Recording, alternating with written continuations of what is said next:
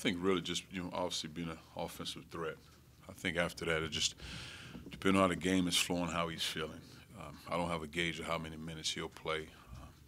Outside of me feeling and watching him, or if he says, "Coach, I'm exhausted," then we go from there. But I just think him being a threat on the floor, being confident, to play the way he knows how to play, not worry about how many minutes or if he's getting shots and that sort of thing, just to play the game and let me be his gauge. You haven't practiced today? Yes. Oh, you have. So, yes. how's he looking? We're about to practice now. Oh, yeah, okay. Yes. And you didn't practice yesterday? Yes, but he didn't practice yesterday. Okay. Yes. So he'll practice today. Yeah. Do you expect, if not immediately, eventually, that just having him paired opposite Jordan is going to open up things for your offense again? Well, I just think it's a case of before he went down, you had a flow. You had two guys that can make shots. And I think the other guys will be fine. But, yeah, because he's a threat to play the way he knows how to play. And I think it helps Tyrone. It also helps David, help other guys. I mean, just it's hard to really get a flow, I would imagine, for any team when it's so congested, you're not able to make perimeter shots. I mean, it's just a given. Same thing happened when I was a freshman. Teams didn't guard me. It's just part of it. You have to continue to get better, continue to work. Because you can draw 50 different plays. If a guy's sitting in the lane, it's sitting in the lane. So, but I think it'll help. I think it'll help our team. Just a guy, again, that can make a shot and is a threat to score the ball. Was there any talk redshirting Bird or anything like that? Did it surprise you? I wouldn't necessarily talk, but it was in my mind. Sure. If it went longer, I had a date in my mind. If he didn't reach that date as far as returning, then do that. Yes. Okay. So it was just in terms of when he would maybe be able to make it back?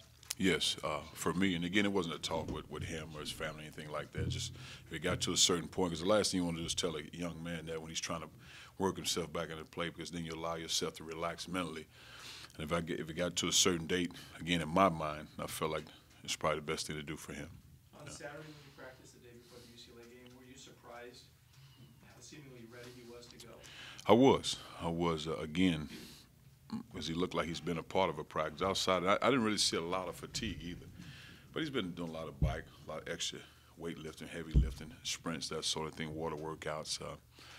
But I was surprised when I saw him practice at the level he practiced at. I mean, he played, he ran the floor, he shot the ball, he did the whole practice, was physical. I mean, it didn't look like he leaned, favored that 1 foot. He came down because I watched how he went up and down. He dunked the ball. Yeah. And that was really the first time he'd practiced? Yes, it was. It was the first time he practiced, period. It wasn't. Now, he shot some balls on his own, but that was actually the first up and down practice. So did he come to you, or did you go to him to say? Never come to me. If a player ever comes to me, I'll go right to the trainer. So it's never a case of him coming to me saying, "Coach, I'm ready to go," because I'll go right to the trainer and the doctors. They make that decision. So that's what you did after practice Saturday? Yes. Well, again, they tell me, the trainer tells me, "Coach, he can play." I don't even get in the middle of it and say, "Can he play?" Right. They let me know he's able to play, because I think there has to be a comfort level for the players to understand that coach is not making me play. He's not forcing me to play. This is the decision. I'm capable of playing.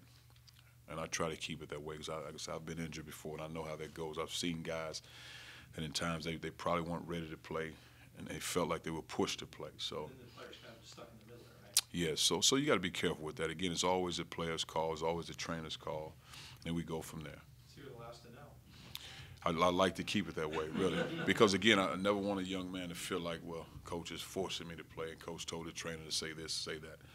I don't do that. Do you expect this to have a nice impact on Tyrone as well, in terms of having Jabari there to spread things and to have one more? Well, I think it helps him, but I think with Tyrone, like I talked to him about it, Tyrone is, in my opinion, Tyrone is not struggling. I mean, you look at his numbers. For me, that's not struggling because, again, defend, rebound, play hard. Well, that's always your gauge. That's fine. But you're also talking about a guy that's 1 or 2 in the league in overall scoring. But teams identify that. If you're a smart team, I'm not allowing Tyrone Wallace to beat me. Somebody else has to beat me. And that's part of the process of him going through and being the go-to guy. He was always the 3rd or 4th option. Now, all of a sudden, you're the guy where they defend you a certain way now. And that's the next step for his growth as a basketball player, to be able to adjust and see that on the floor and going through it. I mean, it takes time. So I think he's fine. I just think for him, might not be as many shots, more assists, because now guys are open. You have to find guys. Sometimes you have to force. And I thought he did a great job in the last game of really trying to find guys, forcing himself to find open guys, even though they might not have been there. But I thought he made decisions to really get those guys involved because, again, the more he does that, the more those guys are ready, the more the bigs than anything, ready to catch and shoot and make plays around the rim, it eases up for him. Because when you're watching film, when he drives the ball, it's almost three. The guy that's defending him and two bigs hovering on him.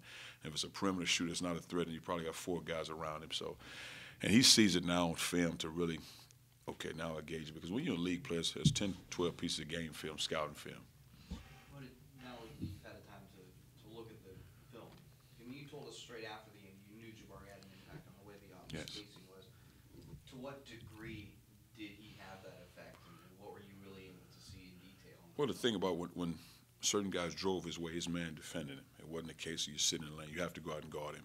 And his shot looked good. I thought he hesitated on one, not out of nerves, but just he likes to jab and go up. But I just think when you're doing a lot of jabbing, when you don't have the conditioning, that takes a toll on you. But I thought the shot was there. But how you defend, he comes off the pin down screen, the guy comes with him as opposed to stopping in the lane because he's a threat to score. Cuonzo, when you were a player, what was your experience coming off of an injury in terms of finding a rhythm and just getting in the flow with your team and getting your conditioning and especially getting your confidence back? Because a year ago when he sprained his ankle, and I think he only missed like 3 or 4 games, it took him a long time to sort of get it going again. I think for every guy it's different. I think for me, my one in high school, the season was over. So it was throughout the summer, conditioning. Then I had 1, 2 in college. Just rehab whenever it was time to play. I don't think I was ever nervous because I wanted to play. And I wasn't the same type of jumper because of the surgeries and impact that it had on me. But I was ready to play because I enjoyed competing and battling. And if the doctor said I can go, I could go. I was one of those guys that I was out playing with a cast on, and the cast broke. So I was playing. It was on my left leg. I had fractured my knee back in '87. I still have 2 pins in my knee to this day. But the cast broke because I was out playing basketball. So I don't even think they have cast anymore. So you want your players to ignore your advice just like that? Yeah, you ignored that advice because we're on camera, so you got to ignore all that advice. But I just compete. You got to battle. You don't want to do anything crazy like that. That's just the nature. Well, seriously, what do you tell Jabari about how to just conduct himself? Play. You play. I mean, when you're thinking, it consumes you, and then you're not as effective as you need to be. You got to play the game. If you're healthy, because the one thing about it, even for me, when I felt like I was healthy, the doctor, the trainer didn't have to tell me that. I knew that. So I was playing. I'd go to coach, I'm ready. I was playing. So in his case, you know what you feel. If you're injured, you're injured. You can't go on the floor. You can't play. I don't want a guy playing with his injuries, limping on the floor. You can't help us. If you can play, then you're playing in the game, and that's the most important thing for him. And as I said, that's your gauge, not mine. As well as he performed in practice on Saturday, and as well as he did in those 8 minutes, the shot looked good. He was landing on both feet.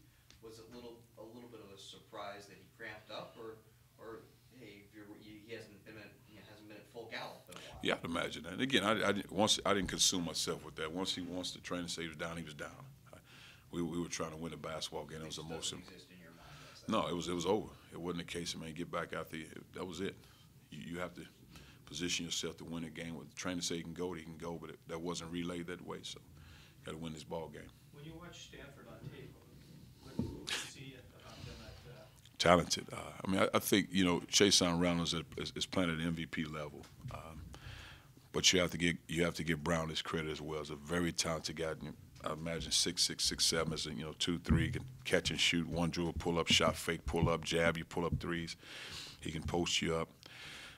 9'6", a very talented big guy. He bangs around the rim. He's physical. He uses his body well. They got great role guys. Roscoe's playing well. 6'9", drives the ball, makes 3-point shots. It's what you get when you get an experienced team, and Johnny's done a great job assembling guys. They're playing well together. But that's what happens when you have experience and guys have been battle-tested. NCAA tournament team that understands what it takes to win games, to go on road environments and compete like it's a home environment. That's what you get, and so I'm not surprised. And a team that's been to the Sweet 16 as they were a year ago, is that kind of reservoir of confidence and knowledge help you when you're going through your conference? Oh yeah, because again, you've seen everything in league play, especially when you got 3 seniors. So they've seen everything every opponent has to give. As far as road environments in league play, I mean, you won a big game at Texas, which is a very talented physical team. So for them, it's just a matter of how they plan it out. When you get to that level, you have that type of senior leadership. It's not necessarily who you're playing, it's how we're playing. And I think you lock in on those things. And those three guys take the bulk of the shots. The other guys fit in when there's opportunities, and they just play from there. Coach, tomorrow for a lot of Cal fans is probably one of the bigger games of the season. How much background do you know about the Cal-Stanford rivalry? Well, I know it's a rivalry just as similar to Purdue and Indiana. I mean, one of the best in the history, a great tradition. And whenever you say rivalry, then you know what that means. And if you don't know what that means, then you're probably on another planet. Stanford, in both games in LA, lost big leads in the second half. Did you, in watching those games, did you see what was going on? What happened? Did they change their style? I saw what was happening. Yeah. Could you attribute it to anything? Did they seem to change style or get tentative? Or? Well, I don't know necessarily got tentative. It's a road environment. Other teams make run. Other teams make adjustments. But I don't necessarily think they got routed. I just think, again, with that type of experience, they find ways. In the UCLA game, they made shots, they made plays, hung around, made enough plays to take it in overtime, win the game. USC was there battling, got back in the game, made plays, came up short down the stretch. You guys have for two more. You guys have really been kind of in a rough stretch here. Talk so much about rebound, play hard, be aggressive. Do you think over that stretch you maybe lost that a little bit, or the guys got a little tentative at times? I think we hadn't played it. I don't know if you necessarily lost it. We hadn't played it consistently. You got to be consistent with it, because I think sometimes when you get consumed with the offense and it feels good. But again, my job as a coach is to always prepare guys for these type of moments. I'm talking over, this is about to happen. This is about to happen. Then when it happens, it's like my mom used to always tell me, that's wet paint over there. I didn't realize it was wet paint till I touched it. You have to go through it. And I don't necessarily call it rough because you're going through something. Because in the process, and like I said, I met with each individual player in the springtime, summertime, and the fall. In every individual meeting, I said, what happens when adversity hits? Because you have to know your personnel when you're going through something. I think these guys are just making adjustments. They're trying to find. You got two guys that play major minutes. Everybody else trying to find their way, make adjustments. You have to go through it, and this is the best way to learn under fire. You can only get better from it.